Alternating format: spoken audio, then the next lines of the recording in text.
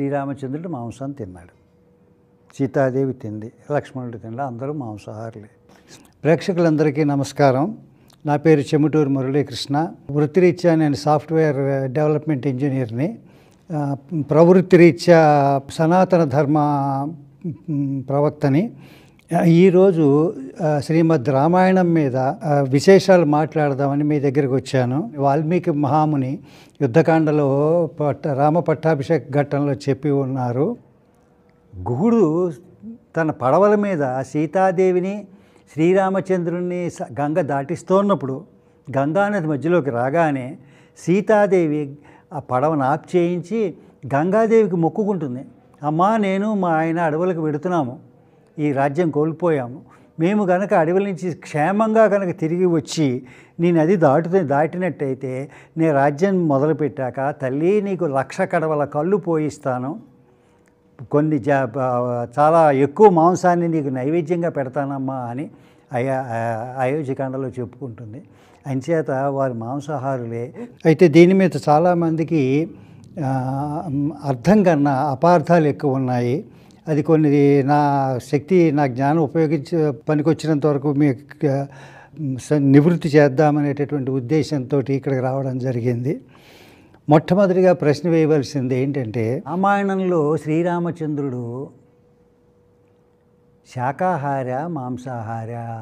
శ్రీరామచంద్రుడు అయోధ్య నుంచి అరణ్యానికి వెళ్ళినప్పుడు మొట్టమొదటి రాత్రి ఆయన ఒక్కడో ఉన్నప్పుడు 4 జంతువుల్ని చంపి, ఒక లేడీ, ఒక అడవి పంది, ఒక ఎనుబోతు, ఒక లేడీ, వీటిని చంపి వాళ్ళు ముగ్గురు కలిసి తిన్నారు. లక్ష్మణుడు, సీత, శ్రీరామచంద్రుడు. మీరు అనుకుంటున్నారేమో నేను కూడా బ్రాహ్మణుని, నేను శాకాహారిని, అయినప్పటికీ ఉన్నది ఉన్నట్టు నిజంగా చెప్పాలనేటువంటి ఉద్దేశంతో చెప్తున్నది. శ్రీరామచంద్రుడు 2 సార్లు ఆయన ఇల్లు కట్టుకున్నాడు. మొదటి చిత్రకూటంలో ఒక చిన్న పర్ణశాలను నిర్మించుకున్నాడు. అది నిర్మించుకున్నాక లోపలికి వెళ్ళేటప్పుడు బలిచ్చి వెళ్ళాలి అని చెప్పి జంతువుల్ని తీసుకొచ్చి బలిచ్చి వాటికి నారాయణ బలి చేసి నైవేద్యం పెట్టి గృహదేవతలకి భూతాలకి నైవేద్యం పెట్టి ఆయన ఇంట్లోకి వెళ్ళాడు. తర్వాత దక్షిణానికి వచ్చి మన భద్రాచలం దగ్గర ఉంది పర్ణశాల అని. ఆ పర్ణశాల కట్టుకున్నప్పుడు కూడా మళ్ళా బలిచ్చి లోపలికి వెళ్ళాడు. బలి లేకుండా పూజ లేదు. అలాగే మారీచుడు వచ్చినప్పుడు మారీచుడిని బాణం వేసి కొట్టినప్పుడు మారీచుడికి మామూలు స్వరూపం, రాక్షస రూపం వచ్చేసింది. 40 అడుగులు, ఒక తాడి చెట్టంత ఎత్తు ఎగిరి పడ్డాడు అన్నాడు. ఒక తాడి చెట్టంత ఎత్తు అంటే కనీసం 20 అడుగులైనా ఉంటుంది, 40 అడుగుల దాకా ఉండొచ్చు. 20 అడుగులు ఎత్తు ఎగిరి ఆయన కొట్టిన బాణానికి కింద పడి ఆయన మామూలు రూపంలోకి వచ్చి చనిపోయాడు. అప్పుడు శ్రీరామచంద్రుడు వెనక్కి వెళ్ళాడని అందరూ చెప్తారు. కానీ ఆయన వెళ్ళే ముందు సీతాదేవికి నేను ఈ లేడీ దొరకపోతే లేడీని చంపి ఈ లేడీ యొక్క మాంసాన్ని తీసుకెడతానని చెప్పాను కాబట్టి అని ఆయన ఇంకొక లేడీని చంపి దాని మాంసాన్ని తీసి దాన్ని కట్టుకుని వెనక్కి వెడతాడు. సో అది కూడా శ్రీరామచంద్రుడు మాంసాహారి అని అర్థమవుతుంది. అలాగే ఆయన ఈ అయోధ్యకాండలో సీతాదేవితో కూర్చుని ఉంటాడు. భరతుడు వచ్చే ముందు అప్పుడు చెప్తాడు, అప్పుడు లక్ష్మణుడు ఒక లేడీని చంపి, నల్ల లేడీని, దాన్ని కట్టెలకు కట్టి నిప్పుల మీద కాలుస్తూ ఉంటాడు. సీతాదేవితో చెప్తాడు, చూడు సీత, ఈ లేడీ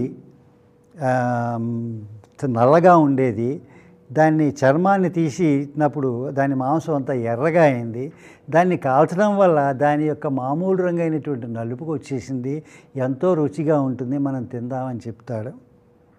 ఆ తర్వాత రామచంద్రుడు అడవిలో ఆ సీత కోసం తిరుగుతున్నప్పుడు సీతాదేవి అడుగుతున్న సుందరకాండలో ఎలా ఉన్నాడు రామచంద్రుడని. హనుమంతుడు చెప్తాడు, నా మాంసమో భుక్తే రామ నా మధుపానం ఉపసేవతి అని. అమ్మా, రామచంద్రుడు మాంసం తింటలేదమ్మా అని చెప్తాడు. వీటన్నింటి నుంచి కూడా ఖచ్చితంగా అర్థమయ్యేది ఏంటంటే శ్రీరామచంద్రుడు, సీతాదేవి వీరంతా మాంసాహారులే. అంతేకాదు, మనం శ్రీరామచంద్రుడి గుళ్ళోకి ఇవన్నీ తీసుకురాకండి, ఇవన్నీ చెయ్యకండి అని చెప్పడం తప్పు. మన భారత ప్రభుత్వం నెహ్రూ గారి జమానాలో బలి ఇవ్వడం నిషేధించింది. కానీ బలి ఇవ్వడం అనేది మన సంస్కృతిలో భాగము. మాంసం తినడం అనేది మన సంస్కృతిలో భాగము. సంస్కృతిని మనం పూర్తిగా సంపూర్ణంగా మర్చిపోయాము. సంపూర్ణంగా మర్చిపోవడమే కాదు, అది చెడ్డ సంస్కృతి అనేటటువంటి కాలానికి వచ్చేసాం మనము.